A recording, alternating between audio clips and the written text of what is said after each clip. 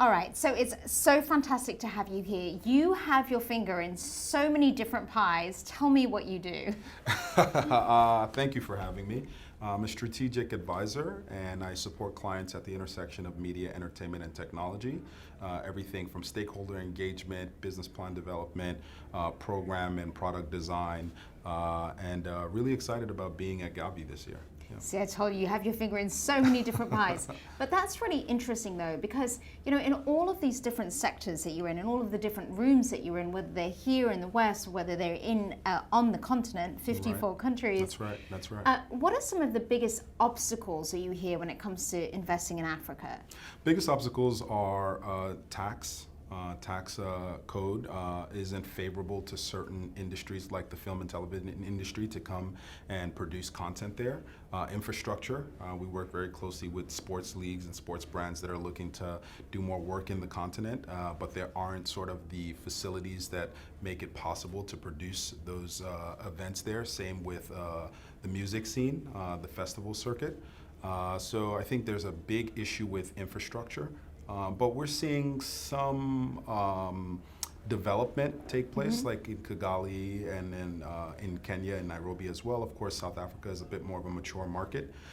So a lot of what we're seeing is the challenges around infrastructure, but then also inter-country travel as well. It's really, really challenging to travel through the continent. It's actually easier to travel from here back to Lagos and back than it is to go from Lagos to Accra, for instance. And to get the visas, which is a nightmare. And to get the visas. So those are the biggest obstacles, but what do we need to do to overcome them? Investment. We need more foreign direct investment. We need African entrepreneurs to take a long view in these particular sectors and to develop these gaps. A lot of focus has been on commodities, trade, precious metals and things of that nature, but we need real infrastructure development. And we need investors to be educated, foreign investors to be educated on the opportunity that exists in the continent, but to take a long view. They've got to sort of level set and rebase their expectations on when they reach profitability and how they reach profitability, because you know, Africa is just works very differently. It's kind of like you know, where India was about a decade or two ago.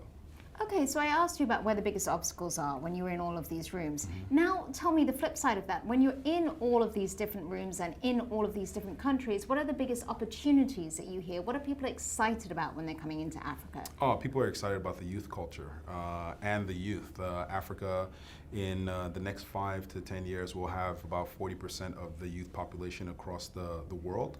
And so that's a large workforce. They're excited about the opportunity for these individuals to contribute. And we're seeing a lot of growth in the education and learning and development space. So these youth will be able to contribute to the global economy in a very significant way.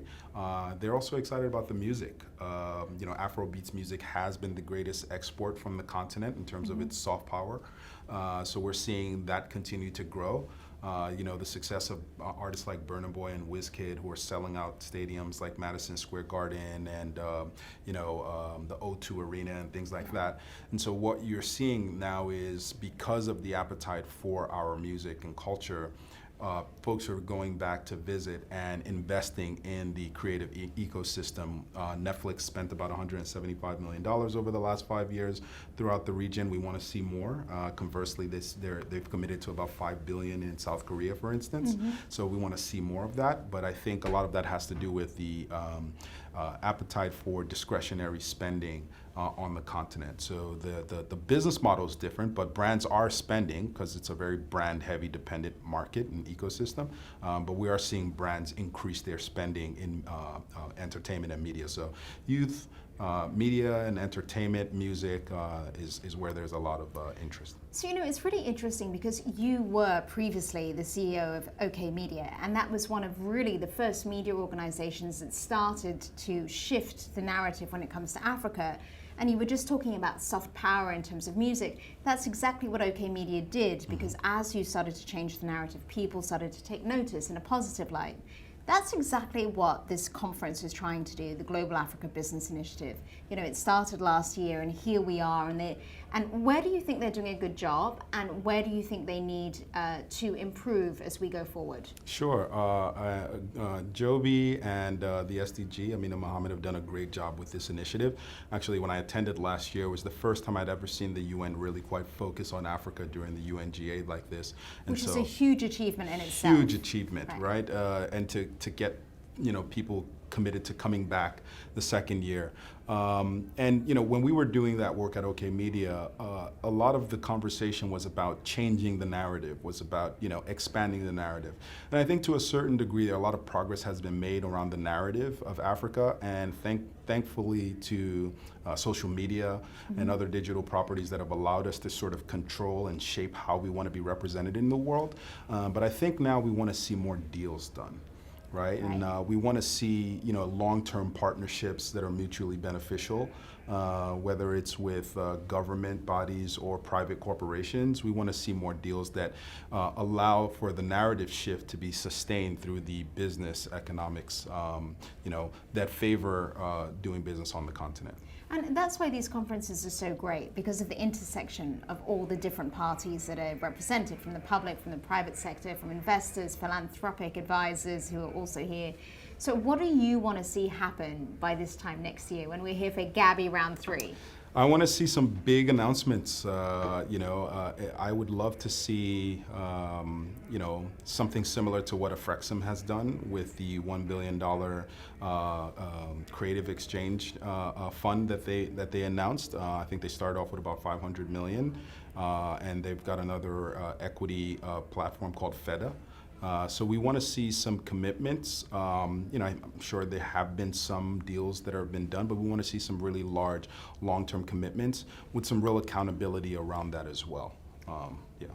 Fantastic. I look forward to speaking to you next year and seeing what's been done. Absolutely. My very last question though to you is, you've done so much. You're, a young guy who is doing big things. Thank you. What is your message to other young Africans who are looking at you as a role model, who are looking at the continent and looking for opportunity? What would you say to them? Absolutely. I would say don't let the past limit what is possible for your future. I think a lot of times we tend to focus on being the first to do something. And when you're the first, you're often measuring yourself against what has been done before. Strip off the metrics. Just go for the skies. There are people who are building rockets going to Mars. No one's ever done it, and they are not worried about whether it's the first or not. This is just part of the imagination. And so I would like young Africans to really start to focus on the future. Imagine a world of endless possibilities, because it is possible. And that's my focus right now. I love that. Look forward to speaking to you next year. Thank you very much. Thank you. All right.